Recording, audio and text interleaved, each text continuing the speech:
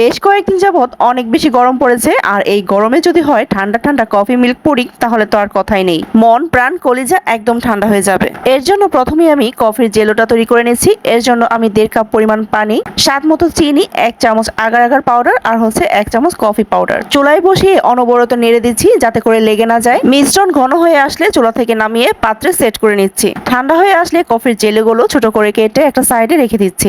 এবার 2 cup liquid দুধ, স্বাদ মতো চিনি, আগার আগার পাউডার আর 1 চামচ কফি পাউডার দিয়ে মিশিয়ে নিচ্ছি। আবারও নেড়ে চেড়ে দিচ্ছি। মিশ্রণ ঘন হয়ে আসলে নামিয়ে নিচ্ছি। যে পাত্রে সেট করব সেই পাত্রে আমি আগে থেকে যে কফির কিউবগুলো কেটে রেখেছিলাম সেগুলো দিয়ে দিচ্ছি। দুধের মিশ্রণ দিয়ে কিউব করে রাখা আবারও কফির জেলও দিয়ে দিচ্ছি। 30 মিনিটের জন্য নরমাল ফ্রিজে রেখে সেট করে নিচ্ছি। মাশাআল্লাহ, পুডিংটা দেখতে অনেক বেশি লোভনীয় হয়েছে। যারা কফি লাভার আছেন তারা তো পছন্দ করবেনই, সাথে যারা কফি পছন্দ করে না, গ্যারান্টি দিয়ে বলছি তারাও কিন্তু এই পুডিংটা অনেক বেশি পছন্দ করবেন। প্রচন্ড এই গরমে কলিজা ঠান্ডা করা আর রিফ্রেশিং কফি মিল্ক পুডিং একবার হলেও ট্রাই করবেন।